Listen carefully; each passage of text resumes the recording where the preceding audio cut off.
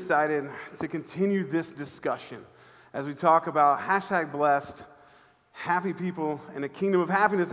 And last week we talked about the idea of the kingdom and what do we mean by kingdom, and we looked at the message of Jesus for people to turn to and to return to the place where God rules and reigns. And ultimately we saw that Jesus established himself as king of this kingdom because he gave this new command, and he took all the laws, what they called the laws and the prophets.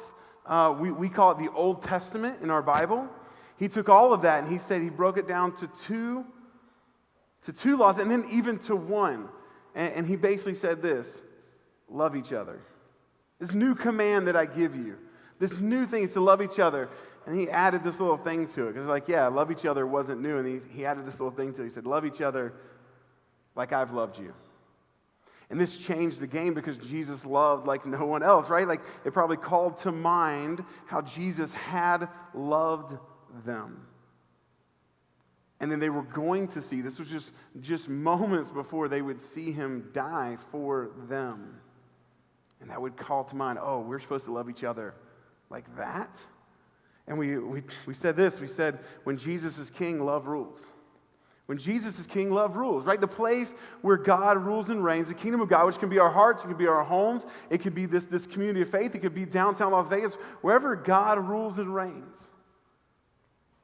We see that Jesus is king, and when Jesus is king, love rules. And so we had a great discussion last week about love and what does that look like to really love and be for our neighbors. And we said that following Jesus isn't about all the things that divide and disrupt.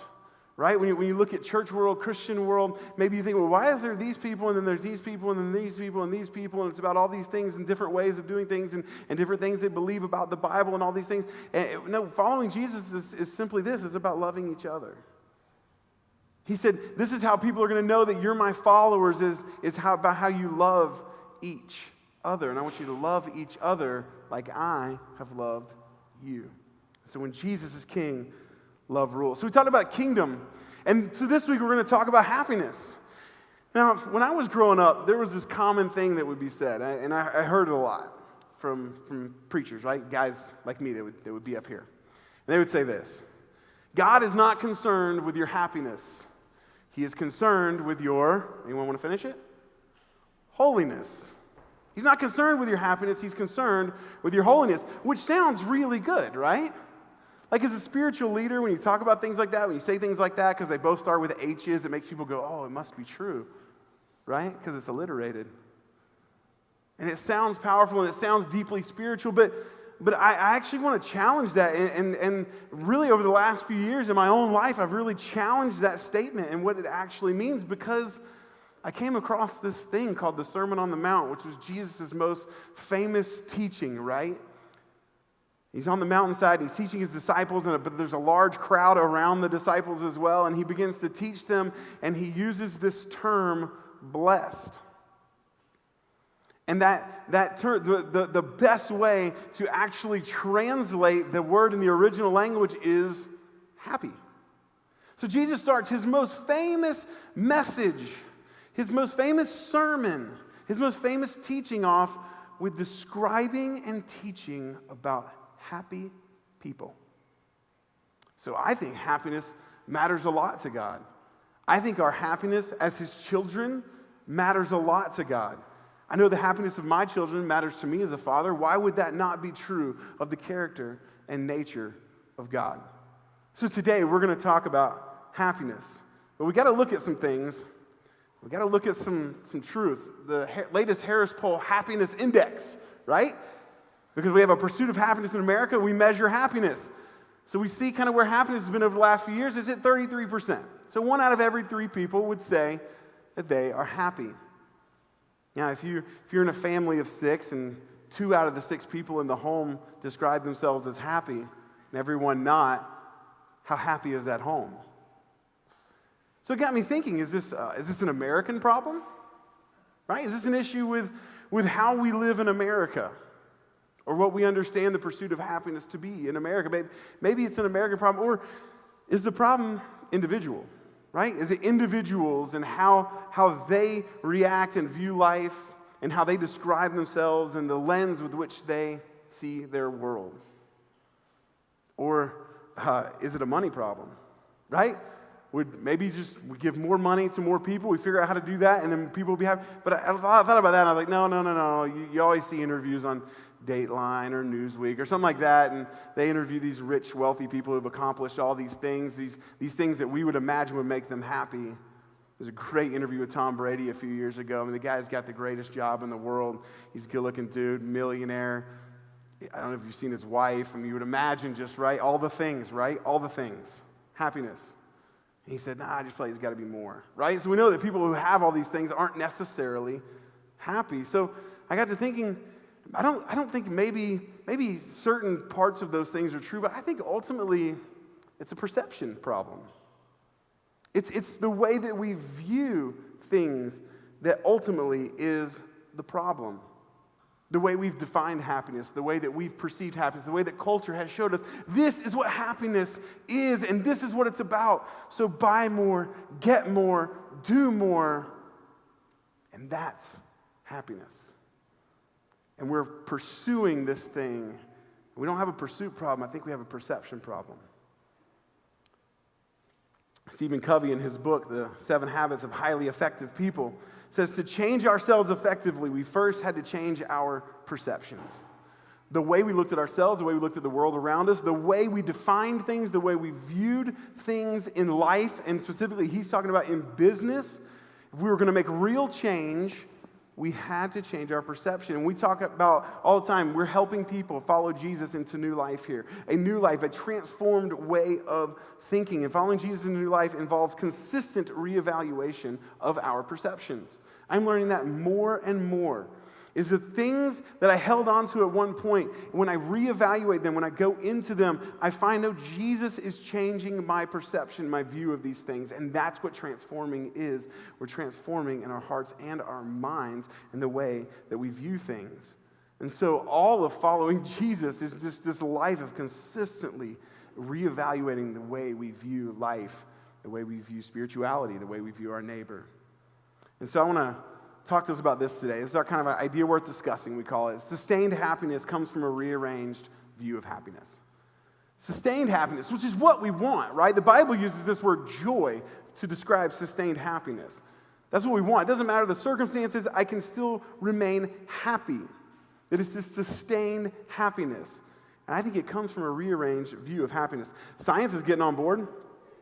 Article in Thrive Global on their website says 7 science-based ways to improve happiness. And what we see here is they come at what happens when we pursue happiness, the way culture has taught us to pursue happiness, and it says things like replace self-criticism with self-compassion. And we're going to see a lot of these are like that, right? They're this other thing, this flip, this upside-down way of viewing things. Replace complaining with gratitude. I think that's a huge one. Because gratitude looks at what I have, complaining looks at what I don't have. Replace seriousness with serious play. I think this is great for families. We tell people when I do marriage counseling, I tell people this: you need to have fun together. If you and your spouse cannot have fun together, you will not last. You have to actually enjoy being together. Replace seriousness with serious play. Balance stress with breathing. Balance self-focus with compassion for others. You see that compassion again. Balance solitude with connection. It's one of the reasons why we do this, is why we think this gathering in downtown Las Vegas matters, because connection happens here. We talked about that in our last series and how important it is. And then balance activity with rest, right? We think go, do, because I got to get more. And saying, no, actually, maybe rest is where you'll find some happiness. It's hard to believe. It's hard to think about sometimes. And so we see that even science is coming in on this, but Jesus 2,000 years ago had some teaching on happy people. And we're going to look at what's called the Beatitudes. Maybe you've been in church before. Maybe you've looked at this part of the Bible in Matthew chapter 5. It's also mentioned again in Luke. But they call them the Beatitudes. Beatitude is a Latin word that means happy. And so when the Bible was translated into Latin, in the Latin Vulgate, that was kind of how they summed up this first section of Jesus' teaching in the Sermon on the Mount, was the teaching on happiness. And the word that Jesus uses is blessed. here in the Sermon on the Mount, and we see that the word blessed, when you get really into the root language, could be better translated as happy. So here's what I've done. We're gonna read through this. Not a whole lot of explanation. It's pretty straightforward. I'm gonna give you the New Living Translation, how they translate. That's the Bibles that we provide in the back. If you'd like to have it, it's what I normally teach and preach from on Sundays. It's the New Living Translation. Then there's the English Standard Version, which is another great translation for the English-speaking people. And then we have here the JMV, which is the Jeremy Martin version, which is not a formal translation. I just want to make sure we understand this. I have no language abilities, but what I've done is looking at other translations and how they take this and they view this and they word this. I wanted to kind of give my summary of it in a sentence. And so we'll look at this. God blesses those, this is Jesus teaching here, God blesses those who are poor and realize their need for Him. For the kingdom of heaven, and we talked about that last week, what the kingdom of heaven means, a place where God rules, is theirs. Blessed are the poor in spirit. So this poor here is actually a poor in spirit, this idea of this spiritual poverty. I've learned recently, the last few years, living downtown and dealing with more and more poverty and seeing it firsthand. I've been able to learn from some of our partners that there's people who are food poor, there's people who are money poor, there's people who are home poor. Right? They're housing poor. And I think here we see there's people who are spiritually poor. For theirs is the kingdom of heaven. And so I kind of sum it up with happy people understand they need God because God reigns in their heart. They understand that I need God. And that happiness is this dependence and this spiritual poverty, this recognition of this spiritual poverty, this understanding that I need God, that He is the source of all things, and that He's the source of ultimately happiness. Let's continue. Jesus continues on. He says, God blesses those who mourn, for they will be comforted. What a appropriate verse for this week, right? Blessed are those who mourn, for they shall be comforted. And kind of summed it up with happy people can mourn because God's Spirit comforts them. One of the ways that Jesus describes the Spirit of God, He calls the Spirit of God the Comforter. So people who maybe aren't spiritual religious, they don't get all this when we pray. When people who are pursuing a spiritual life of transformation, when they pray, what they're doing is they're calling on God's Spirit to comfort them. Why? Because that's what happy people do. We know we can mourn. In the midst of mourning, we call out for the Spirit of God and comfort. And that's confusing to a lot of people, but we understand it, and you understand it if you've experienced that. Next, God blesses those who are humble, for they will inherit the whole earth. Blessed are the meek, for they shall inherit the earth. And so we see humble and meek there. It's kind of two different words. It's really this understanding. It's not thinking less of yourself, but thinking of yourself less. We heard from Akil on that a few weeks ago at the end of our Better Together series on how to consider others as more important than ourselves. And I think that's who Jesus is describing here. So happy people are humble people because they view peace and prosperity as given, not earned. I like the word inherited. They will inherit the whole earth. It's this idea, I'm humble. I can't get there. I can't do it on my own. It's inherited. And where is it inherited? From the Creator, the source of everything, the divine God. Right? So I humble myself before God because I realize that the peace and the prosperity, the things that I see, I cannot get on my own. It is merely inherited from the one who owns it all. You see how this is rearranging our view of happiness? God blesses those who hunger and thirst for justice, for they will be satisfied. Blessed are those who hunger and thirst for righteousness. So we see righteousness and justice here in two different translations. Basically what it means is for life and our world to be in alignment. For they shall be satisfied. Happy people desire for things to be made right, and their desire will be satisfied. This is part of that hope we were talking about. That we hope that things will be made right. This verse is difficult. It's probably one of the most difficult this week for me to talk about. Justice and righteousness. But I'm going to thirst after it. I'm going to desire it like I desire water on a hot day. Why? Because I believe that ultimately God is making all things new. He's making all things right. He's a God of justice.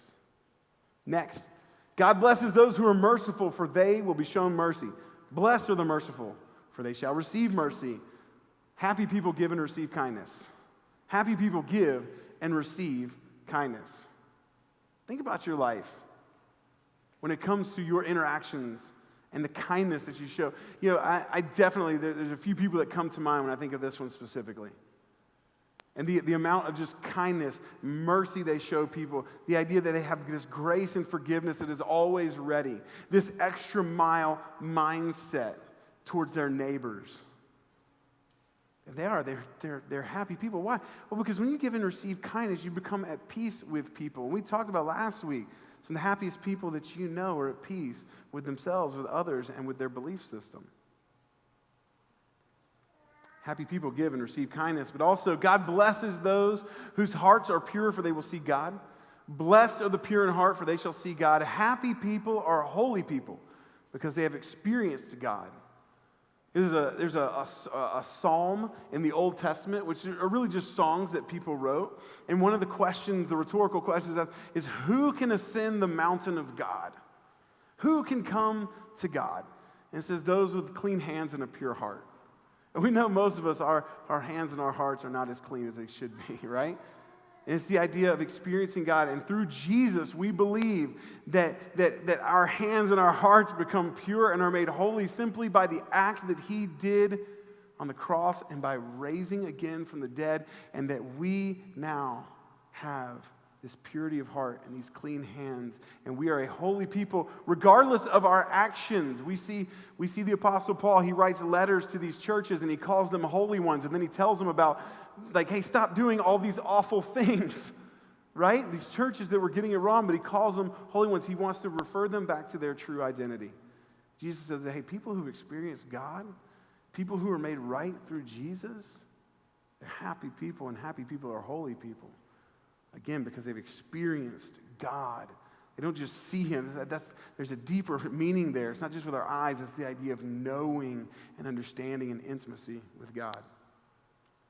God blesses those who work for peace, for they will be called the children of God. Blessed are the peacemakers, for they shall be called the sons of God. Happy people pursue wholeness. Remember, we talked about this idea of peace in the Jewish mindset wasn't just the absence of conflict. It was this wholeness. Right? It was shalom. It was the world being right and in connection with God and each other. And so happy people pursue wholeness because they belong to God. I'll tell you this, if you belong to God, if you see yourself as a child of God, and you are pursuing and following Jesus, you need to be peacemakers. This is the part where I talk about social media, right? Do you feel a whole lot of peace when you go on Facebook? Right? Like there's a peace that is absent, and I'll say this, there's a peace that is absent in people who say they follow Jesus. I would encourage you, before you get on social media, before you interact with your neighbor, before you interact with people at work that you disagree with, ask yourself, am I being a peacemaker? Am I pursuing wholeness and relationship in this, what I'm saying and what I'm doing? Happy people pursue wholeness because they belong to God. And then lastly, kind of in the group of 8 here, God blesses those who are persecuted for doing right, for the kingdom of heaven is theirs. Blessed are those who are persecuted. This sounds so backwards, right? This is such a rearranging. Blessed are those who are persecuted for righteousness' sake, for doing what's right. For theirs is the kingdom of heaven. Happy people suffer for doing what's right because they are citizens of the kingdom of God. This is such a backwards thing. And I'll say this, in America, those people trying to do what's right, like our persecution is minimal, if even existent at all. But if you look globally, which we live in such a global world now, if you look globally, there are people who are pursuing what is right. They are pursuing relationship with God, and they are persecuted. They are dragged in streets because they are pastors of churches like this. They are dragged in streets by their community and killed. This happens in 2017 all over the world. And Jesus tells people, and the people he was talking to were getting ready to go through some of these things and worse. He tells them to be happy when this happens to you. Look, he actually continues this thought because I think he knew they needed a little bit extra on this one. God blesses you when people mock you and persecute you and lie about you and say all sorts of evil things against you because you are my followers. Be happy about it. What? Be very glad, for a great reward awaits you in heaven. And remember, the ancient prophets were persecuted in the same way. He's like, remember, there's people who were persecuted and endured the same way that you'll experience. And he tells them this, that there's something that awaits you. There's three views of life, I believe. There's optimistic, but optimistic doesn't get the whole picture, right? Because people who are true optimists tend to negate or leave out the truth of pain and hurt and suffering and brokenness. And then there's pessimists, and the people who are pessimists tend to leave out the beauty in life. I think there's this third way, and it's hopeful. Because hopeful takes into account the beauty and the pain, and it says, I believe that there can be better. I believe that beauty can conquer pain. I believe that light can conquer darkness, and I'm going to be a part of that. And that's a hopeful way of living. He said, listen, there's a hope for you if you endure this, and if you're happy about it. Jesus has a brother named James. He would actually say the very similar thing in his letter to the early Jewish Christians who were being killed and imprisoned for their belief. He would say, consider it all joy when you fall into various trials. He would echo Jesus' message here, the Sermon on the Mount. And a thing that seems unbelievable. So we rearrange, and we see Jesus helping us rearrange our thoughts. On the occasions when we gain the things we believe will make us happy, we find that the satisfaction we experience is at best partial, or at worst, utterly unfulfilling. It's from Pete Rollins in his book, The Idolatry of God. So things that we pursue, and we go after, and we think they're going to make us happy, and they end up not making us happy. I think we've all experienced that. We thought, if I just get married, that'll fix it. If I just get more money and I'm not stressed about money anymore, I'll be happier. And we see that Jesus actually flips it all upside down. And those things begin to not matter as much because ultimately they become unfulfilling. A sustained happiness comes from a rearranged view of happiness. And my hope today is this, that none of us spends our entire lives chasing happiness that we'll never find because we've been going in the wrong direction.